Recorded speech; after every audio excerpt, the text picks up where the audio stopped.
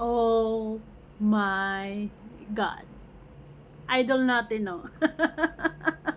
Hi mo life, another video, another share guys, another POV. So ngayon guys, magbibigay tayo ng point of view dito sa matinding aktingan ng nag-isang Rachel Morales vlog.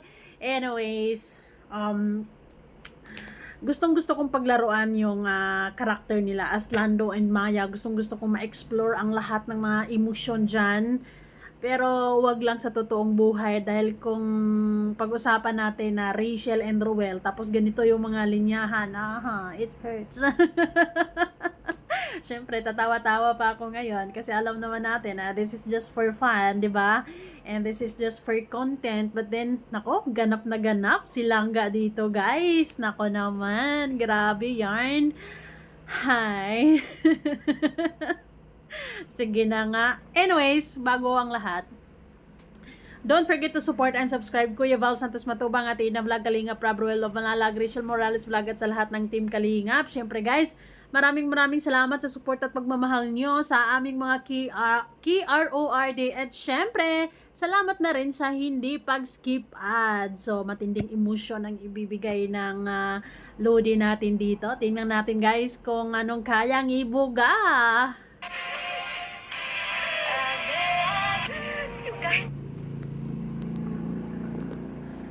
Sabihin kong umalis ka. Hindi ka alis. Naku, Lando, alam mo na.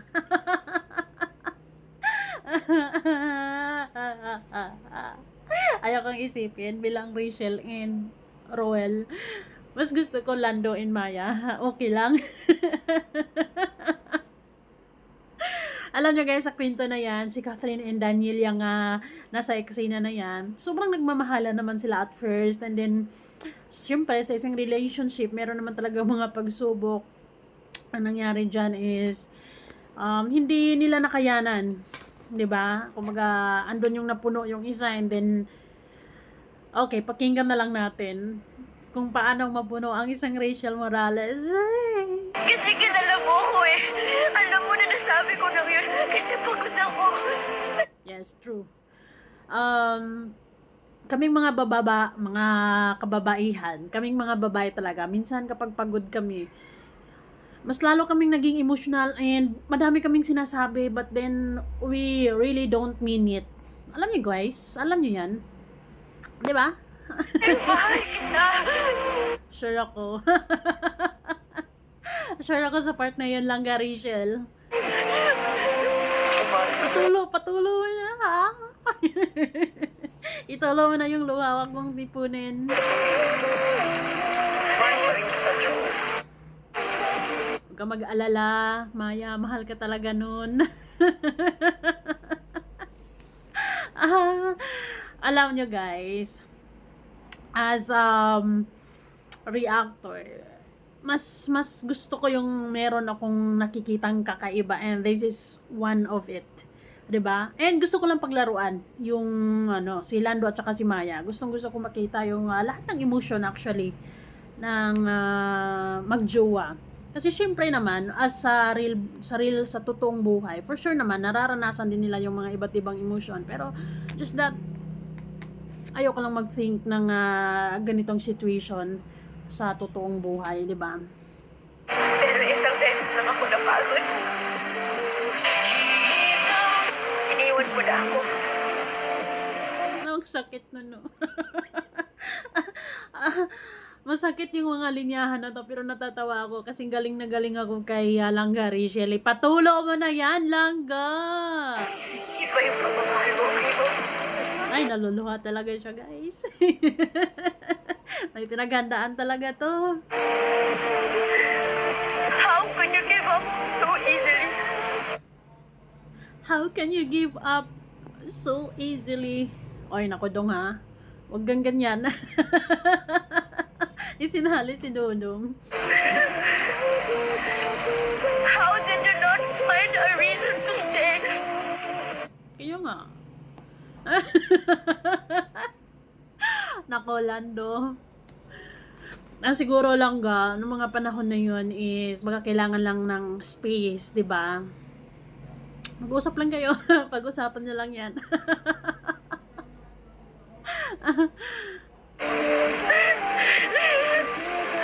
Oh my God, I cannot.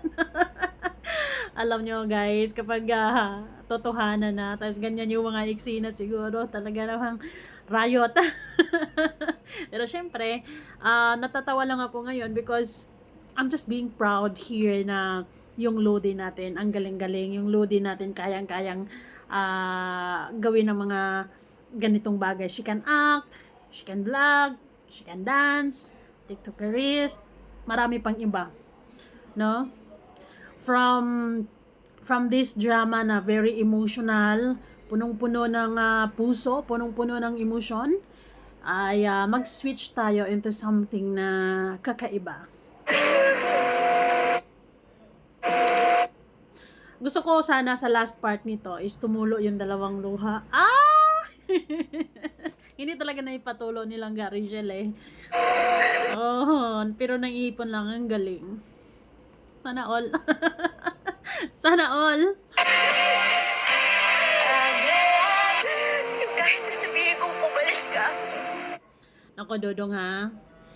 Kailangan talaga na maging solid kayo sa samahan yung dalawa. I know na ngayon talaga is sobrang solid naman talaga ng dalawa ngayon. Yung samahan ng dalawa ngayon is talaga namang nakakabilib.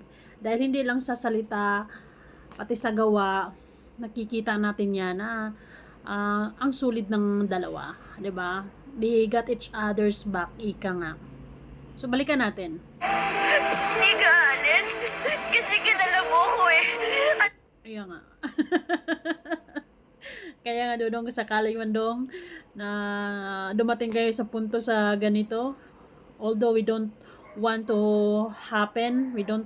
to happen, pero kung dumating man, wag ka, don't give up easily eh. Di ba? Paglalaban mo hanggang sa huling patak. Alam mo na nasabi ko na yun kasi pagod ako. Pagod lang dong, syempre galing eskwela. Nagbablog pa, daming mga gagawin, marami pang gawain sa bahay. Ay, grabe yarn. Pero mahal kita. True. Pagdating naman sa pagmamahala, no question at all. Believe. Hands up tayo dyan na talagang nakikita naman natin yan, no? Ano na yan, kumbaga wala nang tanong-tanong pa.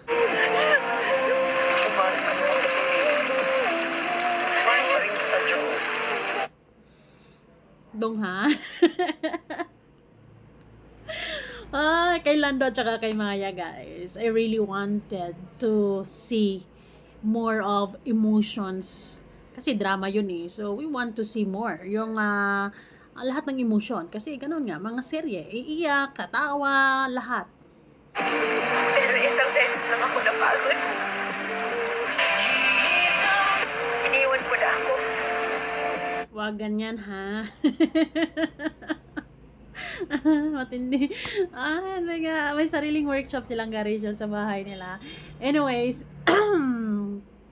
gustong-gusto natin yan, diba? Proud na proud tayo dyan na she can do these things. Iba yung pagmamahal mo, Kibo. How can you give up so easily? How did you not find a reason to stay? Kaya nga, 'di ba? Talagang mapapatanong tayo ng bonggang-bongga kapag ganito. Anyways, saan ba yung isa? 'Di ba? Ang galing-galing. Kayang-kaya, guys. Pagdating sa aktingan, lahat kayang-kaya. Ang galing mo lang ga. And yung isa, guys, wait lang natin. Hanapin naman. Ito.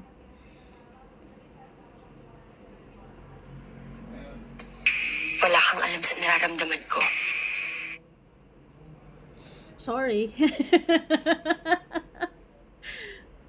Kay Bia naman to guys. From Catherine to Bia.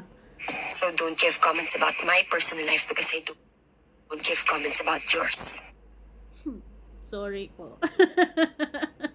Para yun sa mga bashers guys Para yun sa mga bashers. sorry na, ooh. Wala eh, she can act talaga, no? She can be maldita look, 'di ba? Just like that, strict. She can be so kawawa.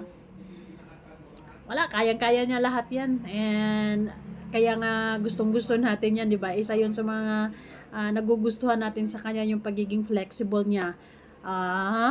'Di ba? Lodi natin 'yan eh. 'Yun yung ano natin. Isa sa mga nagugustuhan natin sa kanya, yung magaling talaga siya sa ginagawa niya. She was born to do this.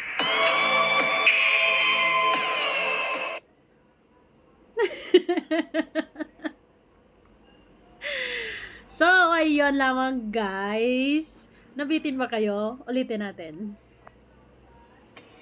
Wala kang alam sa nararamdaman ko.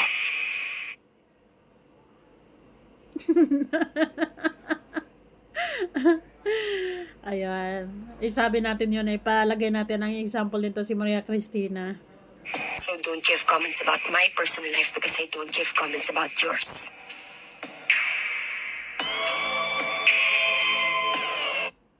Maldita yarn. So, ayun lamang guys. Maraming salamat sa panonood. Bye for now. Comment down below or i-do it nyo siya sa TikTok. Ang galing. Thank you. Bye.